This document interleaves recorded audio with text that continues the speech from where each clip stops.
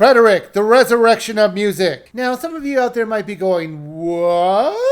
This is a game on the WiiU EShop? Yes, it is, as of a week ago. I love to find odd titles to review, and I've definitely found the motherlode here. This is not a new game, but a re-release of a 2012 PC game. Not only that, it was an iOS game. Which playing it, I always suspected that it came to the iOS at one point. It feels like it was made for the multi-touch, which is something the Wii U gamepad doesn't have. Now, it's also been released for the Mac and Vita. Yeah, they still make games for the Vita. I was just as shocked as you.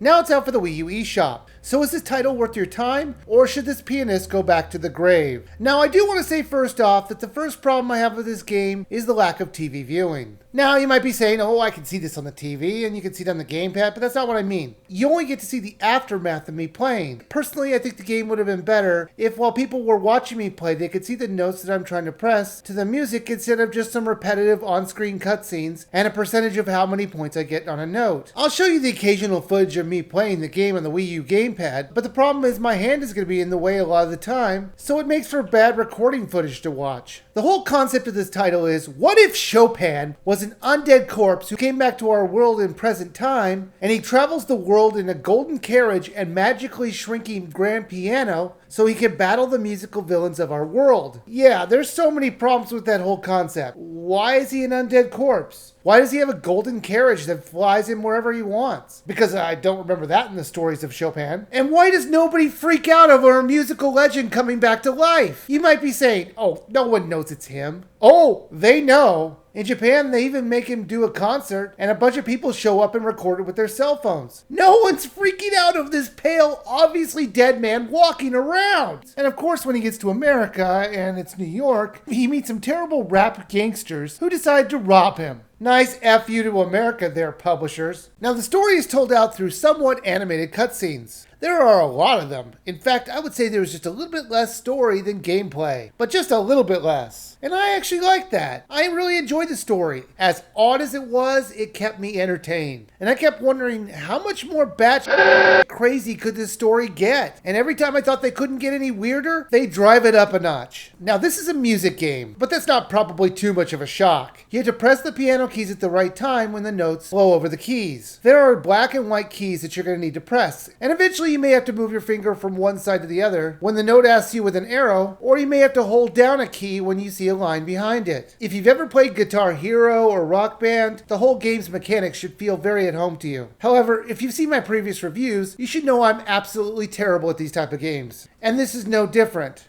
It didn't help that the controls were just a bit wonky, and some of the moves were just too clunky and awkward to pull off. They had you do super moves by shaking your gamepad, but that just got in the way of playing the game. And every time I did it, I always missed a note. Then occasionally a message would pop up in the part that you're playing the game that you're doing excellent, because you hit a bunch of notes in a row without messing up. But it gets in the way of the notes, and I missed another one because of it. Why couldn't they put it up higher? One of the things that I liked was that if you wanted to complete the story, there was a super easy mode, which will basically let you do the least amount of work and the most amount of misses to advance the story. Even when I screwed up massively, it still said I did good. The music that you're playing the notes to is classical music that Chopin has composed. As you can see, for example, you're playing Sonata B-moll Nur 2, Nocturne S Dern Op 9 Nur 2, and Polners Az Dern Op 53 and Nocturne. Oh my goodness.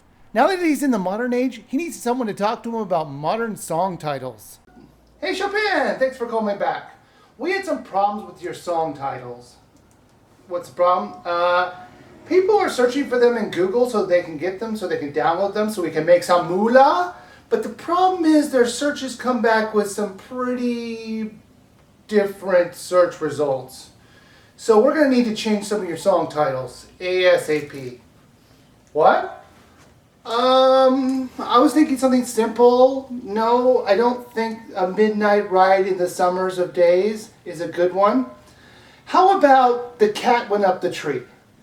Trust me, I know, trust me, with youth nowadays, we gotta keep it simple and easy to search. Alright? Trust me on this one. We're gonna make millions.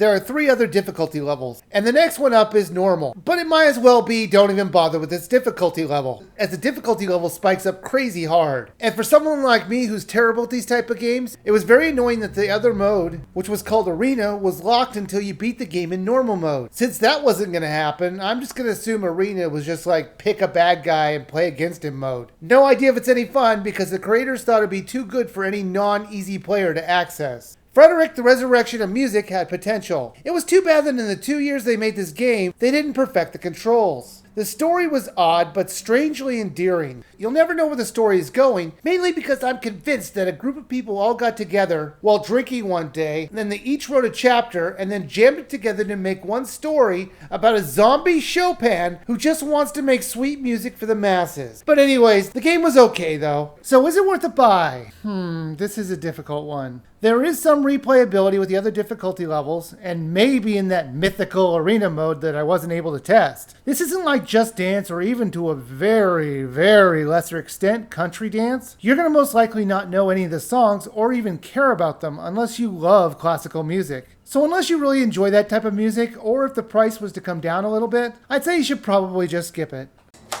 Man, I love being an undead talent agent. Alright, it's time to go get a pizza and go after Elvis. Well, that was a crazy Mozart game for the eShop. Well, there's a statement I never thought I'd ever say. Why don't you check out my last review of the barely in it, don't know why it's called Mario Tennis Power Tour. Or you can go way, way back to see an old review of mine of Guitar Hero 3 Legends of Rock for the Wii. Like always, thanks for watching and please subscribe.